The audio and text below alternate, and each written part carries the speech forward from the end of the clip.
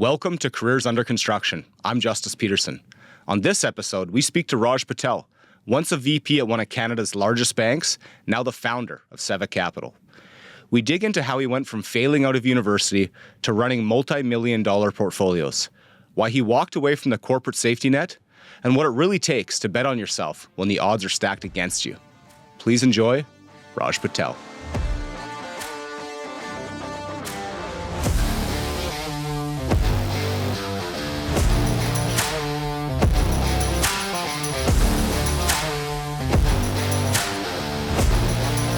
Raj, you're in the studio. Thanks for coming on the Careers Under Construction podcast. Oh, thank you, man. This is a phenomenal space. Yeah, you like it? Amazing. I love what you're doing.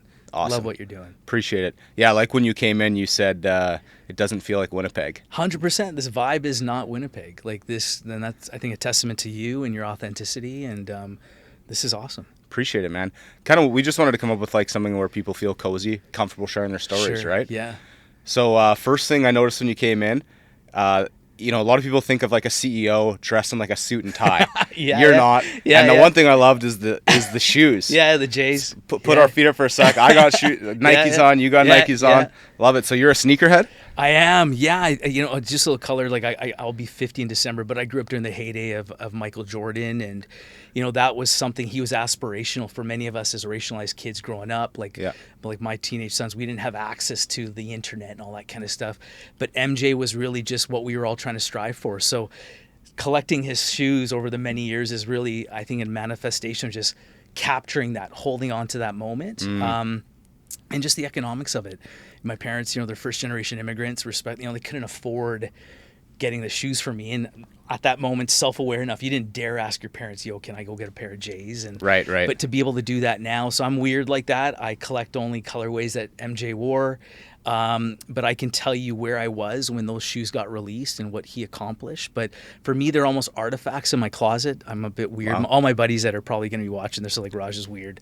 I don't wear... I love it, man. I don't wear most of my J's. A lot of it for me is just... it just captures a big piece of my childhood. So, yeah. Nostalgia. Yeah. Yeah, 100%. Cool. Yeah. So how many times have you watched The Last Dance then? Probably like twice.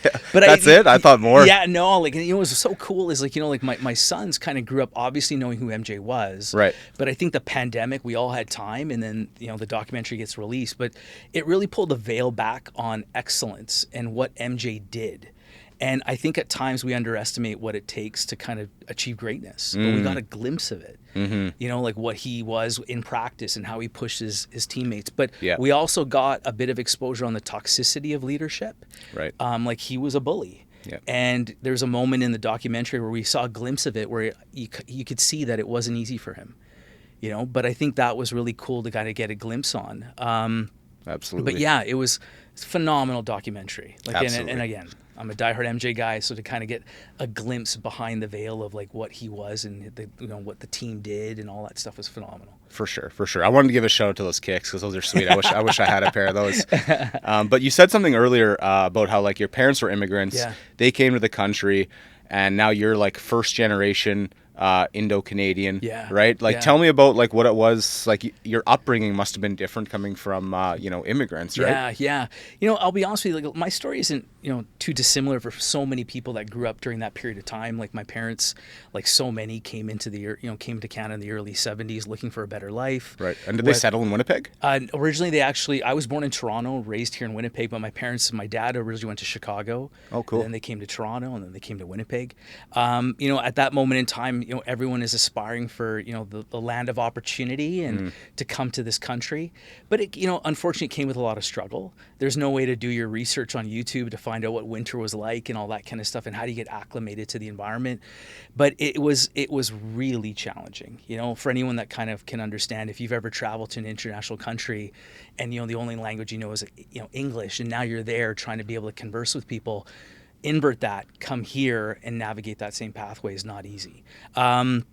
So I'm not going to lie, like we saw a lot of challenges and struggle. And I'll be honest with you, I don't often talk about it just because it's one of those things where everyone that I grew up with, our parents went through the same experience. Yeah. You know, they were educated in international markets.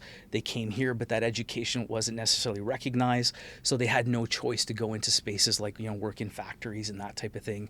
And unfortunately, it's still happening today in Canada, even in 2025, where, you know, you hear about micro credentials and how do you get certified and that type of thing. You know, so my generation can relate to those stories of people and the struggles there. But with that came to this really interesting duality of here you are, in my case, walking, you know, the streets of Winnipeg as a, you know, Indo-Canadian, trying to reconcile, hey, we don't eat, you know, normal food or Caucasian food at home, but we try to relate to the experiences here in Canada. Like I remember as a kid, in elementary school and stuff, and, you know, teachers would say, hey, like, you know, after Christmas break, what'd you get for Christmas and that kind of stuff. Right. We didn't celebrate Christmas. It wasn't something we did. And in that moment in time, didn't have the ability to kind of navigate through those moments. So truthfully, you lie. You talk about, like, I grew up in a very strict Hindu household.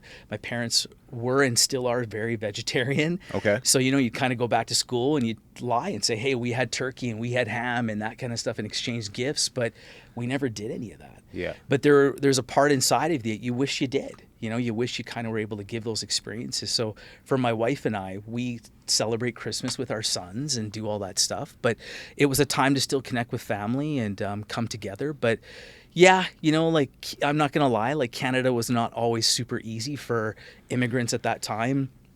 My father-in-law emigrated to Canada with a turban and a beard and was clearly told in order for you to get settled well in Canada, you have to shave your beard and cut your hair. So he did. Right. And it was one of those moments where when you ask him quietly, like, that was something that you had no choice. You had to reconcile. But you're trying to reconcile the difference of building a life for your family in this country or having food in your fridge. So that was a choice. And unfortunately, for many, they had no options. They had to do that. So, yeah. Yeah, it sounds like it was challenging at the best of times, right? Yeah. But so how would you say that that's shaped like your personal and professional journey to where you are today?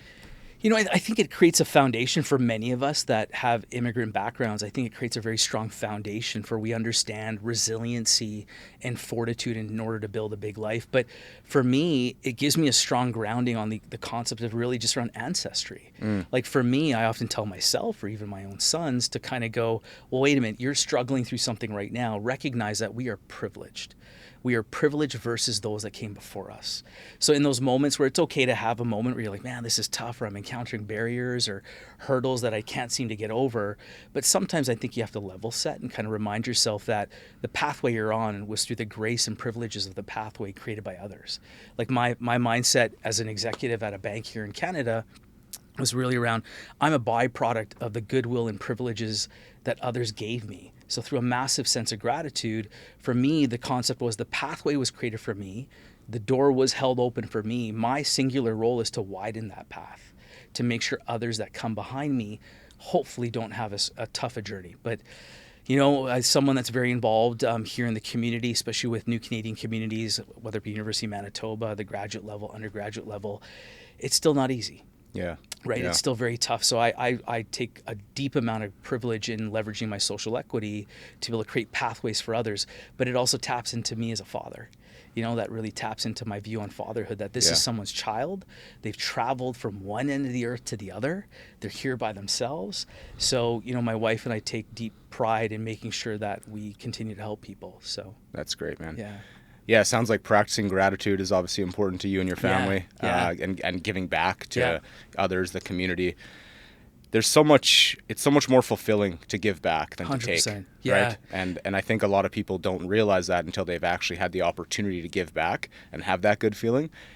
And then you just keep doing it. Yeah. Right. Well, for me, you know, in many ways, I'll often share that it allows me to reconcile some of the pain points. And I have a very dear friend here in Winnipeg who's a psychologist. He goes, Raj, you know you're carrying trauma, right? And I'm like, fuck you, bro. I don't have trauma. You know, I got really defensive, to be honest. Triggered. Right. Yeah. 100%. I was like, nah. But like, he was right. Right. He was right. But for me to be able to kind of through that lens of gratitude, to be able to elevate and support other people, it really helps create I think, healing for some of the stuff that I think me and my peers that we all went through. Yeah. But I'm a big believer of when you do good into this world, not only does it create ripple effects that go forward, it creates ripple effects that go backwards. Right. You know, and I think that's really critical right now when we try to create opportunities for others, whether it's generational wealth or creating pathways for people to build their lives here in Canada. I think that's really critical and important. But I can't say enough about the power of gratitude. Yeah. Yeah. Gratitude. It sounds like throughout the course of your life, you've really like made a lot of amends, like, or you know, to help with that pain or whatever the trauma was. Yeah. Now, you said earlier, like, you were an executive at a bank, Yeah, right? yeah. So I want to talk about your career a bit. Sure. Right? Yeah. Executive at Royal Bank of Canada. Yeah. One of, if not the largest bank in Canada. I'm not sure. Yeah. It must be in the top 3 Yeah. or 4 anyway. The top. Right, right. Yeah. So tell me, like, how did you get there? What was it Yeah. like? And then, you know, then we'll work our way into Sure. you starting out your own company. Yeah. You know, it probably, I'll maybe start with privileged to be a graduate from the Asper School of Business at the University of Manitoba. Nice. Graduated, was very privileged to join a money management firm here, locally here in Winnipeg. Did that for 2 years, and then was lucky enough to kind of join Bank of Montreal in Vancouver. So spent about 10 years with Bank of Montreal, was able to progressively grow my career. And then lucky enough to join RBC after that. And within about a year and a half of being at RBC, I was privileged to get the opportunity to kind of become Vice President Commercial Banking, Real Estate, based here out of Winnipeg. But maybe the common theme out of all of that is I would share is that I'm a byproduct of so much mentorship and love from people that invested in me.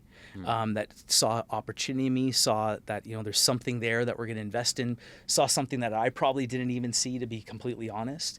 But through a lens of love and compassion, continue to kind of guide me and mold me.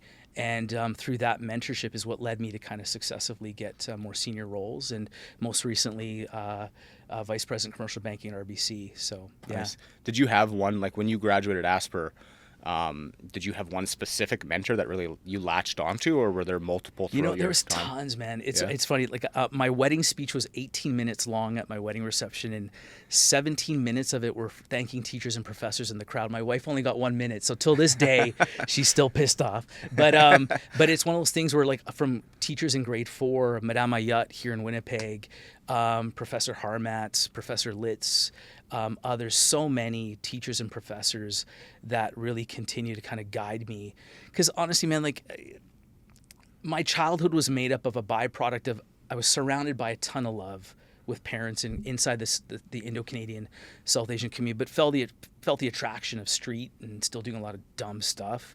So felt that pull, and I had professors that recognized that knew that I was still distracted and trying to kind of find excuses and reasons not to fulfill my potential. Again, professionally in my academics, even in grad school when I did my MBA, professors that just for whatever reason, I was just blessed to be surrounded by people that just saw opportunity and potential in me and continue to invest at times when I don't think I gave them reason to be honest. So, Wow. yeah. Powerful. Did you always have a passion for, like, the finance industry? Like, is that what you focused on in school, or was that one of those things where, like, growing up, your parents just told you, you know, go into finance, you'll have a good career? Yeah. I'm smirking and laughing because no. Oh, shit. This is a funny story, but, like, I originally went down the path of sciences. Okay. So originally did 2 years of my Bachelor of Science at University of Winnipeg, and to be completely transparent, I went from academic probation to academic suspension. And that was a big inflection moment in my life. Man, I'm resonating so much with this because Yeah. I did the same thing. Yeah. I have an undergrad in biochemistry. Okay. Never to this day, never Yeah. used it. Yeah. Completely useless to Yeah. me. Because you know, I was going to be a doctor. Yeah. Right. Yeah. I thought that was the path to freedom financially Yeah. and everything. But Yeah. For me, the science pathway, to be honest, you know, within the South Asian culture, it was all about doctor, lawyer, engineer. Right. And for me, you know, our parents, right or wrong, would kind of put on our shoulders the expectation that you'd go into sciences and go become a doctor. I Right. joke around that even with a master's degree, you know, the fact that I'm not Dr. Patel is still an unfortunate thing for my mom. But it's one of those things where, so just blindly followed some cousins to University of Winnipeg to do sciences, and very quickly realized it didn't leverage what I thought was my skill at the time, where I wasn't built for just pure memorization. I enjoy critical thought. I love synthesizing ideas. I love collaborating with others. But yeah, sciences was not for me, and unfortunately, it took me 2 years, basically 3 years, to figure that out. wasted a lot of money through Canada student loans, and then took a year off because I had no choice. I was on academic suspension. So depending on how old you are, you might remember Athletes World. I managed Athletes World in St. Patel Mall. Yeah. Did that for a year, but that was a great moment in time for me to be thrust with a responsibility. But I really enjoyed connecting with people. My background is actually retail sales. Okay. My dad worked at Eaton's and then Tip Top. So Man, I could see you selling a lot of Jordans at Foot Locker. well, that's I think where it was just beautiful for me at the time because Right. like as a sneakerhead growing up and loving kicks and that kind of stuff, it was a way for me to just be an extension of my passions and my hobby. But I loved getting the option to connect with people. Like I really enjoyed the moment they came into my Tip Top or the moment they came into my Athletes World. Could I find a way to connect with them in a way that felt genuine to me, but they would kind of come back. Back in the day, I'd have like big gold hoops in my ears, and so it'd be like, "Hey, we remember you helped us," and that kind of stuff. But for me, it was just having fun. But that was probably where I really got exposed to business. Back then, you were still literally writing out general ledgers of inventory and that type of thing in a paper form. Right. But that's really where the light went on, where I think I really was like, okay, maybe I should do business. But that was also a great moment where, going back to my wedding reception, the night staff were Filipino at St. Patel Mall. And it was two gentlemen that would really go in on me going like, so why are you here? And I'm like, I would tell them, I'm like, hey, like, I kind of, I'm on, I had to take a year off because I unfortunately I'm on academic suspension for University of Winnipeg. And they're like, well, what do you want to do? Sounds badass though. Yeah, right? yeah. But at the time, they're like, well, what do you want to do? I'm like, well, I'm not sure. Maybe I'll shoot for divisional manager of Athletes World. And they're like, well, like you don't have an accent. Like what's your story? I'd be like, well, I was born here. They're like, well, I don't think your parents or your family really want you to do this. I'm like, no, but it's what I want to do. But they were very vulnerable and open to me saying, look, we're cleaning, the mall at night because we have no choices. We don't have options. This is the only thing Canada allows us to do. So for me, it was getting to talk to them to recognize my opportunities and recognize my privilege. And that was really the beginning of me kind of resetting my mindset, to be honest, because I don't think I really took advantage and really was mindful of how lucky I was that seeing my dad work 2 jobs, my mom worked 3 jobs. I don't think I recognized the blessings that they were kind of investing in me. And, but in that moment, I kind of woke up. So, yeah. Wow. So from managing an Athletes World to the VP of RBC, that's, it's quite a leap that we're leaving out there, right? Sure. So how did you go from there to VP of RBC? Yeah. Well, I think a lot of it really just kind of came down to just being open to take on any exposure. Like for me, always applying a student mindset. I'm still like that even now. So going into any situation and trying to master that domain and absorb as much as you can. And I'll be a bit honest, like in those moments in those years, you didn't see very many racialized individuals in finance. Right. So my often when I tell people my story, honestly, you had to steal the knowledge. Predominantly the folks that were in those spaces weren't very receptive to truly mentor you and give you full access to what they were aware, what they knew and how they did it. Did they kind of look at you as more of like a threat, right? Or yeah, I think a little bit for sure. Like it was a bit of a cannibalistic environment where it's kind of eat your young in certain moments. But, like at the end of the day for me, I just kind of kept reminding myself, I'm like, look, what? I don't think my parents struggled as much as they did for me to quit now. It's funny that you say that about the mentoring thing because it just goes to show how much I think true leadership has evolved over the years. 100%. From micromanagement, don't give out too much information, don't take a sick day. Yes. You better be here if you're sick. Totally. To now today where it's like mentoring people is what you need to do. You need to pass on the information. Yeah.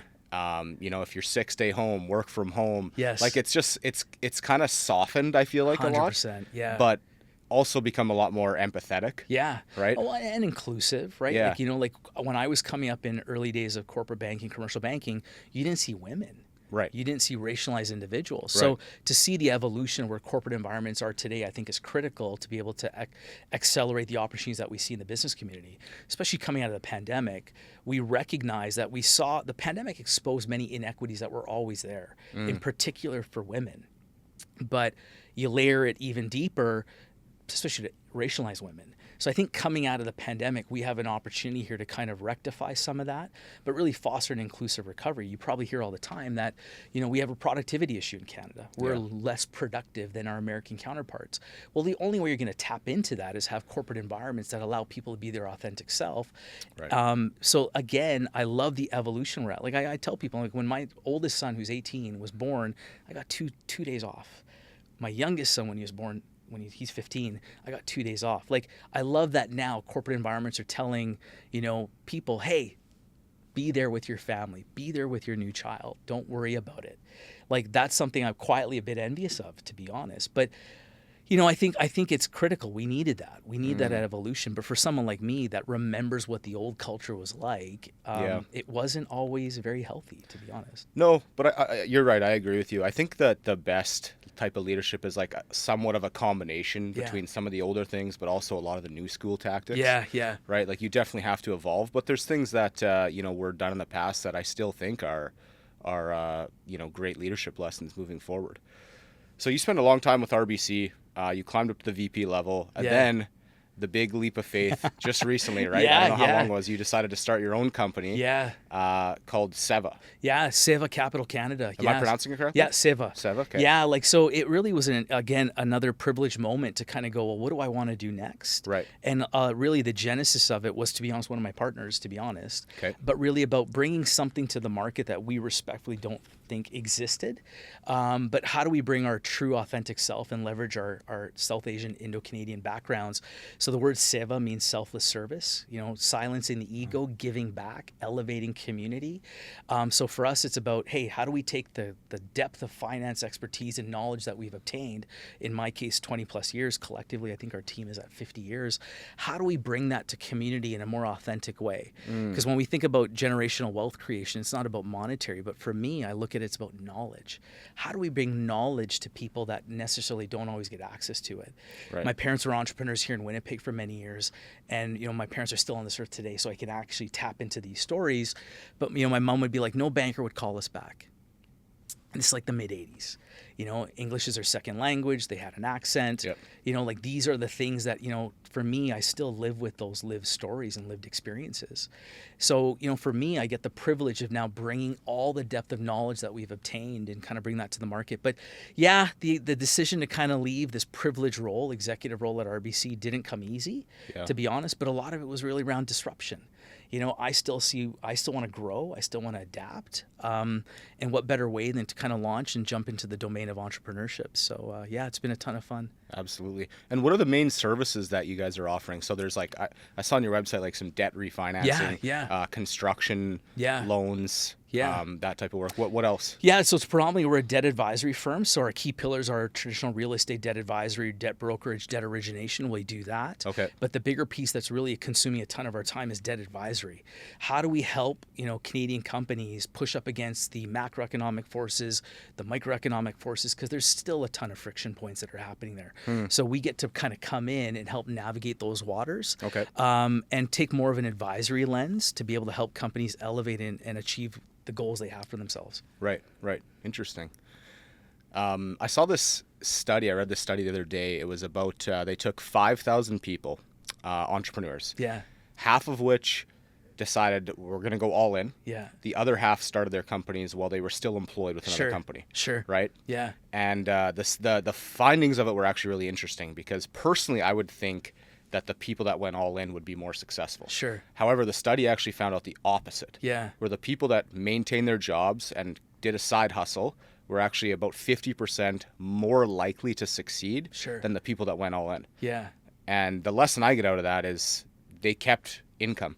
Right? Because cash is like the lifeblood of a company. Yeah. I'm curious to know the route that you took. Did you all in? Yeah. There was no side hustle opportunity. You just burned the boats and said, I'm doing it. But some of it was really around that, the energy you obtain by simply cutting off all the strings. Right. There's something to be said about just saying, look, I am all in. I am fully emotionally and physically fully vested. And respectfully, we're governed by the Manitoba Securities Commission. So there really is, and from an integrity integrity, ethics lens, there was no opportunity to be able to kind of go, look, I'm going to do this on the side of my desk or kind of, you know, operate Right. this out of my garage or that kind of stuff. So there really was no opportunity to kind of do that. But with that said, the emotional investment is critical. Like, you know, that's the thing that I've always seen from, I've been supporting entrepreneurs, big companies for 20 plus years. You know, I think you have to be fully invested emotionally, spiritually in your business. You can't have distractions. You know, as a traditional banker, when you have distractions, that's typically when you see the company encounter struggles and challenges. So you want to know your executive leadership, your key principles are fully motivated and fully in the business. So Yeah. Amazing. All in. And I noticed you have 1 or 2 partners with you, right? Yeah. Our ownership group is made of 4 individuals. We just hired our first employee about 6 weeks ago. And so how did you decide to like pair up with these certain individuals? Because, you know, in business, like we're in the service industry, right? Like you are, I am, and we're always serving somebody, client, customer, employee, shareholder, stakeholder, whatever.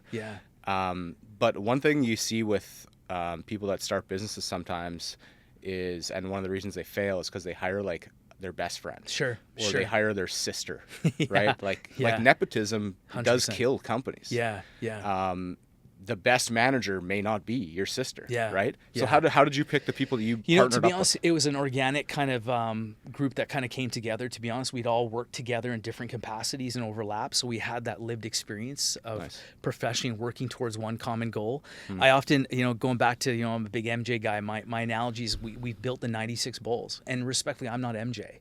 The intent is we bring a group of people together that can work towards one common goal, that understand, let's execute and let's win a chip. But what I love is this is a team that's built to execute and win chips multiple years over and over. So a la MJ. A dynasty. You got it, right? We're going to keep doing three-peats. So, but a lot of that is, you're 100% right. And, you know, I've been in a privileged role for many years where I got to see that. I got to be a student to observe how executive teams came together. How did they build them? What worked? What didn't?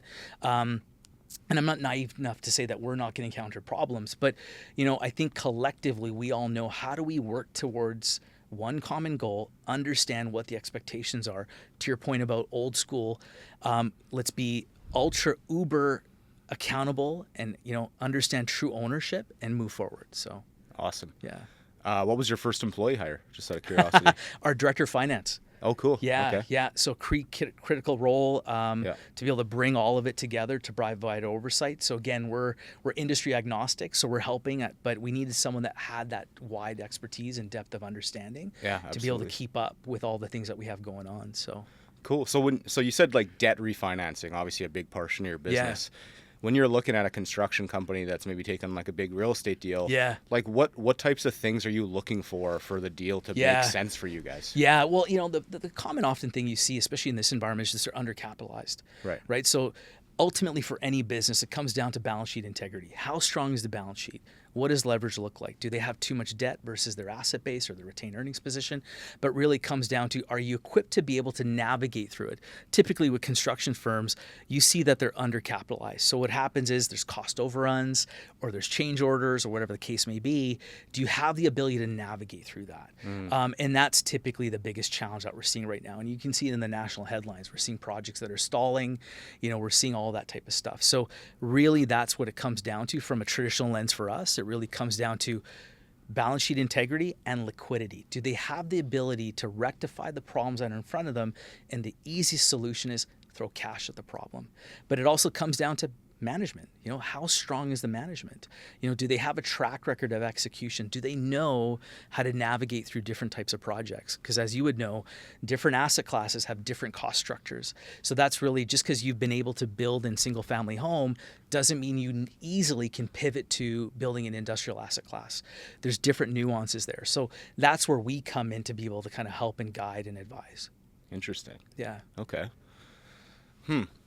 Yeah. Like, do you feel like from your time at RBC now to being an entrepreneur, like banks are really open to doing that type of lending a lot? Because like, it's funny, not this is the exact same thing, but when I started my company, I went to RBC, I went to the big banks for a $50,000 loan to start a business, and all of them laughed, said not a chance. Like you know, you got nothing in your name. We're not lending this to you. They probably would have given me a $50,000 student loan, right? But not a business loan, right? So, how are these companies getting, big loans to refinance debt for this stuff? Yeah, and maybe I'll back. I really do hope no one laughed. Like I think the banking community has historically done a really good job to be able to support businesses. But let's start with maybe when you're an entrepreneur, you may have heard the term you're bootstrapping, right? So typically you're leveraging your cash advancing on your Visa, your line of credits, that type of thing. I took out a second mortgage on my house. Yeah, you got it, right? So what'll happen is typically traditional Schedule I banks aren't providing seed capital to start a company. Right. They want track record. So that's typically where you'll hear companies are like, yeah, exactly. I took out a second on my house, borrowed from friends and family. That's how I capitalized the business. That's how I created a track record. And then after a couple of years, I'm in a better spot to be able to go to a bank, reach out to someone at Business Development Bank of Canada, to be able to kind of go down that path. But for bigger companies, it comes down to your ability to access to capital it's going to be contingent on strength of your balance sheet, track record, your ability to execute continually over projects. Okay. Yeah. So what type of advice would you give to first-time developers? Yeah. One thing that I've noticed is multifamily is the word of the decade. Yeah, right? yeah. And there's companies popping up that either had done some single family and are now going into big multifamily work, or just new people that I'd never even heard of before that all of a sudden they're doing a big 6-story wood frame building or 8-story concrete building. So what's a piece of advice you give to people like that? Yeah, I think it starts with, hey, it's always great to be able to dream and have goals. But again, when you're going to a source from an access to capital lens, you might have heard of the different CMHC funding programs that are out there to be able to get access to capital. So ultimately, it incentivizes private industry to kind of say, hey, look, build this multi-res asset to be able to feed the need for affordable housing here in Canada. Mm-hmm. But at the end of the day, it's going to come down to how are you able to execute? Do you have a history and track record to be able to do that? And then it comes down to size of project. Again, if you're starting with a smaller 4-unit project versus a 200-unit project, your ability to be able to execute is a much more wider. Who do you have at the table? But it comes down to your balance sheet again. Yeah. Right? It comes down, just because these pools of capital are available doesn't mean you're going to be able to access them, because the underlying party that's approving these deals are going, well, what is Raj and Justice's ability to be able to feed liquidity if there's a need there? Do they have the ability to fund, cost overruns? What's their track, all those different things, because it comes down to risk profile. Yeah. If you're a developer that has no track record, your risk profile is higher than XYZ Co that's on 3rd generation that's been doing this over and over and over again. Yeah. So that's, from an advice lens, I'd always guide everybody to say, engage the right advisors early on in the process. Okay. Whether it's the right architect, the right GC, the right quantity surveyor, just bring the right people to the table. Yeah. And from a lens of radical candor, be honest, saying, hey, this is what I want to start it. I don't have expertise, but I have to lean on these people. As you build that track record, you go from those 4 units to 400 units. Right. But it's going to take time, right? You'll often hear about companies that grow too fast. If you're not well capitalized, you don't have the right type of equity foundation, you're not going to be able to grow. So, my biggest advice is bring the right people to the table very early. Yeah. Interesting. Yeah, I had one of my clients tell me the other day that he's a cost consulting firm, and he said he had a GC come to him the other day. The project was $14 million. He looked it over and he said, I feel like this project's probably going to be closer to 16, 17. Sure. Why don't you have me take a look at it and I can give you the exact figures. Yeah. It cost $2,000. Do you think you want to spend $2,000 to save yourself $2 million down the road? Yeah. Right? Yeah. So it sounds like bringing the right people to the table early and often, I think, right? Yeah, and I think in this environment, again, through the pandemic, we saw the supply chain disruption, right? We saw lumber prices spike by 30 points. Right. So it's one of those things where, did you sensitize all that? Right. So again, it's one of those things where, have you built contingencies in the event there's disruption? You're hearing about developers across the country, especially in the multi-res space, where they're sourcing materials from overseas. Yeah. So they had shipping containers full of goods from Asia, and there's disruption in supply chains. Literally items sitting in port for 60 days. So you can't be able to finish your project. So again, you have to build all this in, but the best way to mitigate all those risks is bringing in the right people to the table. Interesting. Are most of your clients general contractors, subcontractors? Is it a good mixture of both? Yeah, it's a mixture, to be Yeah. honest, but right now it's developers, right? It's the Developers, folks, yeah. the folks that are saying, hey, look, we want to take advantage of these different pools of capital. We want to build an industrial asset class, or we want to build multi-res or single family, that type of thing. But it runs a gauntlet. And we're also seeing, a lot of developers diversify. Historically, they've only been known for industrial. Well, now they're pivoting because of the need that's in the marketplace. So you're seeing a lot of different groups that are now entering the market because, as you know, Canada needs to build a significant amount of housing. So how are we going to fill that need? We need to be able to incentivize and motivate private developers to come to the market. So Yeah, absolutely. Are you able to give us like an example of like a deal that you've worked on before, whether it's like with Seva or previously with RBC? Yeah. You don't have to name any names, Yeah. but just like a company that came to you, they were in, maybe hot water or underfunded or something, and like how you walked them through that to get to the successful completion? Yeah, like I think a lot of times, especially in those moments where you mentioned hot water. So again, it's having that radical candor type conversation to say, hey, look, in order for you to execute and finish on this project, you're going to have to put cash in. Like if there's an equity call of some type. So in many instances, you have a shareholder base that you need to go to be able to fund cost overruns. Cost overruns was a big issue that was happening, especially coming out of the pandemic. So a lot of it is really through the lens of like, in order for us to execute, because there's milestones and drawdowns that need to happen. So if you're not hitting them, you're going to be in a spot. So again, from a cost overruns lens, you can't often go to your funding source. You can't come back to your banking partner and say, hey, look, this cost is now significantly over budget. Can you guys be able to fund the difference? Unfortunately, in most instances, many banks will say, no, you have to fund it. Interesting. Yeah. I'm doing a renovation on my house right now. Yeah. And actually, it's with RBC. Yeah. And they did say to me, like, you have access to this much money Yeah. for this project. But if there's any change orders, that's on you. Whether it's over and above this or not, like you have to pay for the change orders. I guess it's the same. You're saying you got it, and the that's example where you're giving me. It's the same for larger scale projects, and commercial, multifamily. you got it, and that's where I think expectations need to be set very early on. I think sometimes when you're an early developer, no one's guided you through that, or you haven't been made aware. But that's where, again, when you look at the due diligence of, if you have all that in place, eventually you'll be able to access capital from a traditional Schedule I bank at a cheaper rate, in essence, Right. versus funding sources that are going to charge you a higher coupon. So the more you build this into your approach, processes, oversight, it gives your lending source more confidence. And eventually your risk profile goes down. So that's where you get cheaper access to capital. Right. Yeah. Sounds like you have to have a lot of experience and a great track record to be able to get that. Yeah, well, I think it's a compliment. But what excites me, like, again, from a lens of, I'm an old timer in this market at this point. But what is I'm loving seeing this group of young developers, especially in our city.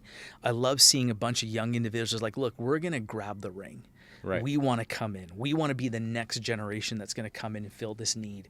And you see it in the designs. You see the quality of projects that are being built.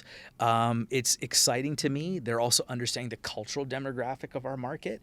Like, as you probably know, we have some home builders here in Winnipeg that are realizing we're catering to a certain community. We're going to build a religious room on the main floor. Or we know that they're multi-generational households, we're going to build 2 masters on the main floor. Right. Things like that. So I love that, because it's those type of mindsets and that type of forward thinking that's going to not only push Winnipeg forward, but Canada forward. Yeah, forward thinking, and I think like being willing to take on that risk, I think shows a lot of confidence. Like, you're right, I do see a lot of younger multifamily developers popping up. And obviously, like you mentioned, if they're younger, they don't have the experience. Yeah. Therefore, their risk profile is higher. Sure. Their interest rates are probably higher, but they're still willing to move forward. Yeah. Like, how does like that risk versus opportunity balance, like when you're advising somebody? Yeah, well, I think for us, really, it comes down to mitigating the risks, right? At the end of the day, I think your traditional banker is going to recognize there are going to be some risks there you can't beautifully mitigate, but can you manage through them?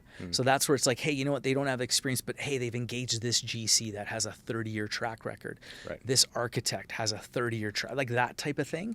And that's how you mitigate some of those risks. So you can kind of go, well, hey, we get it. Raj and Justice don't directly have this lived experience, but they've surrounded themselves by the right advisors. That's going to mitigate those forces. So Awesome. yeah. Okay. So since you've started Seva, how long has it been now? We launched March 11th. March 11th. Yeah. Wow. Okay. Yeah. So, So like, I'm still often curled up in a fetal position, crying on the ground. So I'm open to any guidance on how to navigate through those moments. But yeah, it's been a ton of fun so far. what's been your biggest challenge now with your new company? You know, I'll be honest. The biggest thing is the challenge is a mental one. You know, I think, you know, how do you reframe the mind towards an entrepreneurial mindset? You know, like that's been probably a challenge. I'm constantly working at it. You know, you go from this privileged platform where you have the institutionalized structures, platforms, network, all this, and the brand, all those different things. But how do you now step into a space where it's just you and your office, you and your team of 4 or 5 kind of thing. Right. But for me, it's been so exciting. And that's where, you know, even at age 49, I'll be 50 here in December. I love that I'm disrupting my traditional ideologies and constructs. Every day I'm learning. You know, my analogy to the team is we're learning to fly the plane while we're building it in the air. But Nice. every Friday, to me, it's every passing week is another brick in the foundation. Yep. But what I love is we're an entity and organization that has the ability to be much more fluid and flexible and much more creative. And that I'm getting so much intrinsic happiness and fulfillment from. So That's great, man. yeah. Yeah. You know, businesses are built for like different seasons, right? Yeah. So it's really easy to manage a business when cash is flowing, when things are going right. Yeah. Right. But Yeah. then, you know, sometimes things can take a turn, clients disappear, Yeah. cash flow tightens up. And all of a sudden, like that plan that you thought was going to be bulletproof for Sure. years, you know, you mentioned a brick in the foundation. Yeah. Well, what happens if one of those bricks, you know, falls out and you got a crack in that foundation now? Yeah.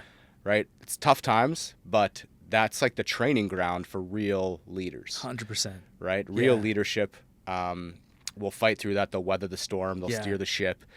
And once you get through that season, any other problems that come your way in the future, it's just momentum. You Sure, can just stick sure. handle them, Yeah, right? yeah. And it's interesting because you're kind of like navigating or advising your clients on like how to navigate these situations, but you're also having to do it yourself with your own business. Yeah, I love what you just shared there because there's this deeper sensitivity that I even have now. Like, again, in my case, my parents are entrepreneurs. I saw what they went through. But, you know, when my sister and I can hear them in the kitchen arguing and fighting and, you know, navigating all those type of things, it's different from me now to be able in a spot where I'm like, oh, I get it now. I get what those sleepless nights were about. But with that said, you know, it's building a different type of resiliency and fortitude to be able to push through this. But again, I'm very privileged. I mean that, like for many entrepreneurs that are often jumping into a venture where they're carrying the weight of the world on their own shoulders, I got partners. So we Yeah. get to do this collectively as a team. We're carrying that weight together.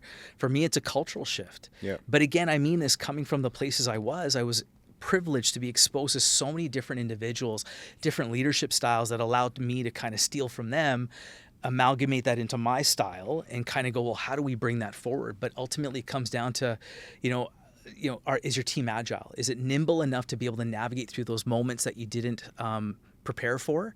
There's no perfect blueprint, but ultimately, do you have a bit of a notional sense of what's your North Star? Are we all aligned to it? And for me, it really came down to mindset. You know, everyone at this table that we're now a part of has the right mindset. Yeah. That's so good that you lean into the mindset thing because I feel like that's a lot of things that people don't do. Yeah. They leave the 9 to 5, but they don't leave the 9 to 5 mindset. Yeah. Right. Well, and you speak on that, like, you know, again, I have massive privilege, you know, again, all the different things I was able to experience professionally, but for now it's about mental health. Yeah. You know, it's about what routines and processes do you have to be able to push through? Because this new chapter, I'm going to be very honest, there's moments of self-doubt. There's moments of, hey, did I make the right decision? Was this the right thing to do? But it is those moments where, you know, we come together and kind of help each other reset. But ultimately, I had to build new routines and new processes for me to kind of go, man, this week I got kicked in the nuts. Yeah. You know, but I'm excited to attack. But you're happy about it. Yeah. You know, and I'm excited to attack the next day. Yeah. You know, so on Sunday night, I'm going, look, like, I'm ready to hit Monday. I'm ready to hit that coming week. And collectively, our entire team is aligned to that mindset. So That's awesome, man. yeah. So you mentioned like you grew up and your parents are entrepreneurs. Yeah. Now your kids are going to get to grow up Yeah. seeing Yeah. their dad be an entrepreneur. Yeah. Like, does that give you a bit more of a fulfilling and like Oh, rewarding man. feeling? Yeah, like I'll share something. Like, so this summer, my oldest, who just finished his first year at university, spent the summer interning with us. I wasn't ready for that moment of inflection where I was just like so grateful for this.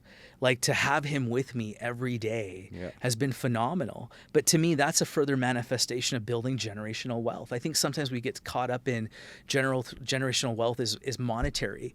For me, it's knowledge. Like he's in an environment where he's getting exposed to my partners and how they think, and the years of experience they have. So to be 18, to be able to get that exposure, you can't put a dollar value on that. That's so true, man. So that's the best part. True. Yeah, like and it's I joke, but like my 15-year-old is much more bolder than my oldest. My oldest is quite quiet and stoic and in a good way, but my youngest is chomping at the bit. He's going into grade 11 and he's like Dad, put me in. Tap me in. I'm ready. Give me the ball. Yeah, and I love that.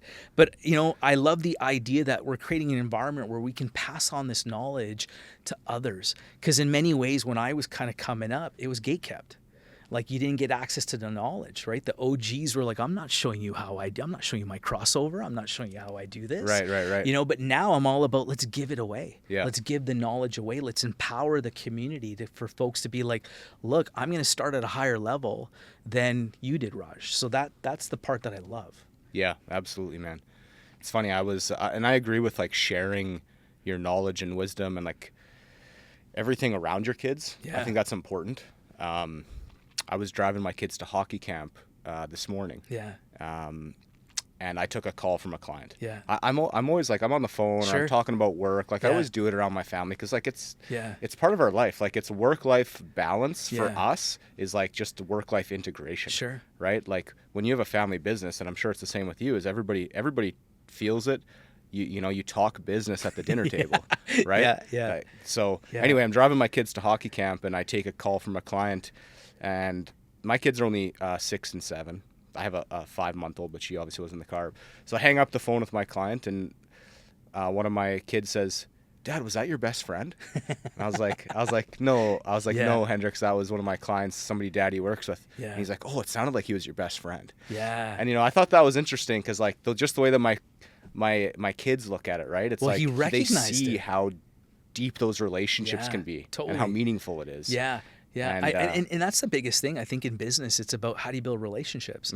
As a traditional finance student, undergrad, masters, I always joke around saying it's not about the alphabet soup behind your name, right? Because I've been around MBAs, CAs, CFAs, but if and that's coming from somebody with an MBA, yeah, right? Yeah, but like I go, if you can't be dropped into a room full of 30 strangers and after 2 hours come out with 30 new friends, you got some work to do. Right. But that's, I think, more powerful. So again, going back to my kids, same thing. That's all they've ever known. My sons have always been in the car, and I'll often tell the party that's, hey, you're on Bluetooth and, that kind of stuff. And that's all they've ever known. But again, what I love is they're getting an indirect exposure and education to how do you build relationship and rapport. It's easy to say the words, but what does it sound like? What does it feel like? For sure. And you know this, right? People remember how you made them feel in that moment. Yeah.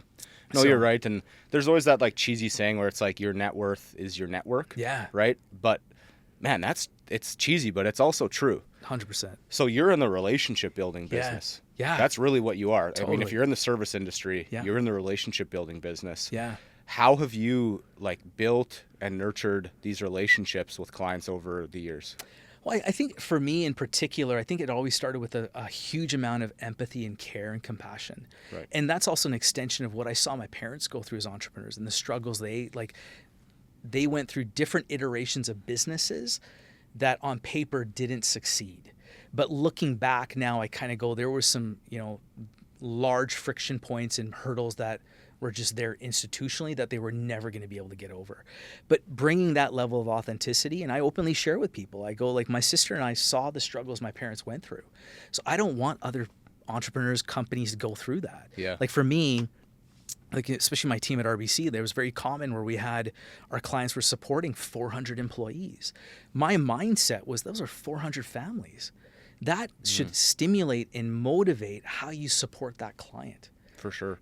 Especially coming through the pandemic, it was, you can't just simply be available once a month. You got to be, hey, it's Friday, client, you good? Yeah, yeah. And for me, the biggest driver, and a lot of this was coming from my father, was for business owners, for me, the ultimate driver for success was when your head hit the pillow at night, did you feel peace? Yep. you know, because you're carrying the weight of the world, right? I've met some of your staff here and your team here today. You carry that weight. So I think for business owners, when there's economic downturns and challenges and friction points, that's not easy, you know, and respectfully, as you talked about, you know, the worlds blend together. It's life now. Yeah. So when you're stressed, you bring that stress home. I saw it with my parents. So for me, it's a deep amount of empathy and compassion to go, we got to lean in here, whether you're a banker or, you know, like my new world. And that's how you build long-term clients. Yeah. Right? Not transactional relationships, but you take a more consultative approach. Yeah. Because these people that you're helping with debt advisory, whatever, say they want to build a multifamily building. You help them achieve that dream of doing that. Well, chances are they're coming back to you for another one. Yeah. I have never met anybody that's built like one building and called it quits and retired. Yeah. Well, right? and you know, you hit the nail on the head, because I think like what I've often seen from a banker lens is it is very transactional, but there's a story underneath that, especially in the multi-res space right now. We see that folks are trying to build affordable housing. When I meet those developers, I'm like, what drives that passion for you? They're like, well, you know, my family and I, we were raised in, you know, social housing. I'm like, I get it now. I get your why. So I have a question then. Do you think the guy that says that is going to be more successful than the guy that says, well, I'm in it for the money?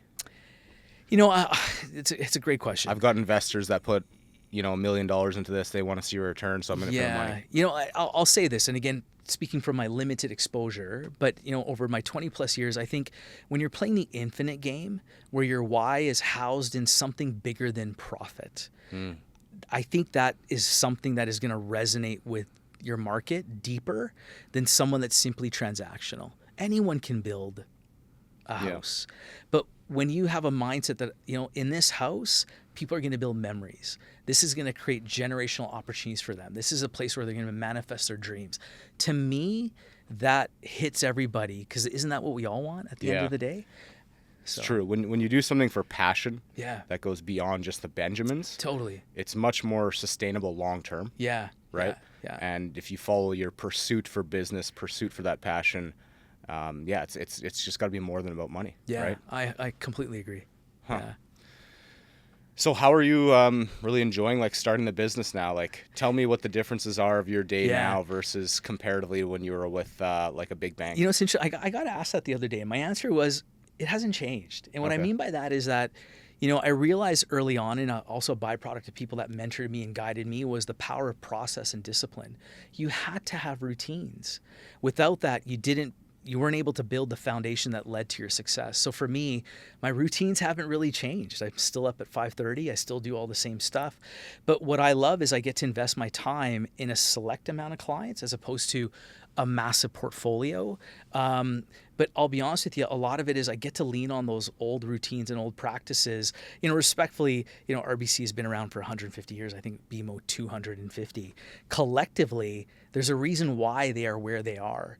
Well, it's through the power of routine and process. And there's something to be said there. And going back to MJ or Kobe or others, like I love sports. My family are heavy into martial arts, and my sons, and we've been able to see them progress and grow because their coaches have guided them towards the power of process and routine. So I take the lessons that I see and bring that into my own life and kind of go, well, I'm not freestyling it.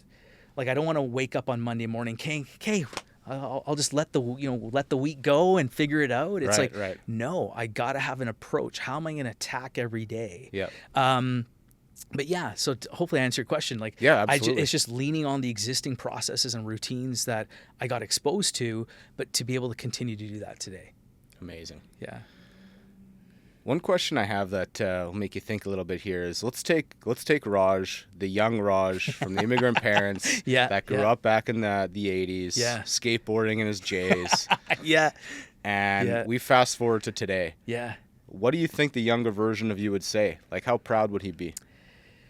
I think proud, 100%. I think surprised in many ways. And I'll qualify that comment by, like, when we were young, we didn't have representation in these spaces of finance and business from a lens of being a racialized individual in Canada. We just didn't. We didn't turn on the TV and see examples or flip through magazines. That's why people like Michael Jordan and others, like it's one of those things where for me, like I still remember I had a teacher in elementary school that beneath their breath said, "Oh, Raj, you're just gonna end up driving cab like all the other Browns." Like that's what we were set up for. So like for us, and I don't want to diminish that, because I was surrounded by relatives that drove cab, that were leading their families from the front, but society didn't necessarily see that as a value. So for me, I just kind of go, if that young person was looking back, one, I'd be like, man, dang, you didn't mess up, you didn't get arrested and all these other things. But I think the young Raj would probably be like, man, we're blessed, so blessed. And that's probably every day when I wake up or go to bed, I have purposeful moments of gratitude to recognize how blessed I am. But as a kid back then, you didn't know, like there was that level of uncertainty. And I think that uncertainty is what led to me to find challenges and problems, like run-ins with law enforcement and, struggling with teachers and that kind of stuff, because I just didn't have a path forward. And I take ownership of that. But I think, now when I look at it, I look back going, I just didn't have the wealth of network that can kind of guide a first generation kid through that. Like, respectfully, like I was lucky to get to go to a private school here in Winnipeg on bursary, but I was asked to leave after my first year. So it was one of those things where I just didn't know how to recognize the privilege of being in that hallway and realize that here I am trying to navigate walking the halls of a Catholic school as a first generation Indo-Canadian going, I can't relate to this. But I had a teacher, Mr. Ivory, that was so amazing that was like, Raj, we can clearly tell you're not Catholic, but can we take the lessons of the parable? Can you drill down those lessons and apply them?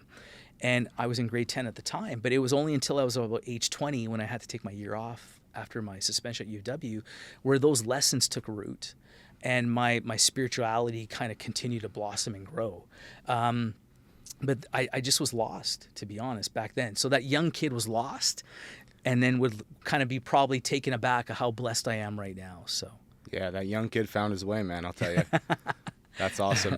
You have such an interesting story, man. Like, it's filled with challenges early on, gratitude, lessons learned. Love the story, love the career, and I have no doubt you're going to be on like the Mount Rushmore, Mount Rushmore of like Winnipeg finance and advisory. So I appreciate it, man. Thank you so much. Thank you so much for coming on Careers Under Construction. Grateful. Thank you, man. Awesome, man.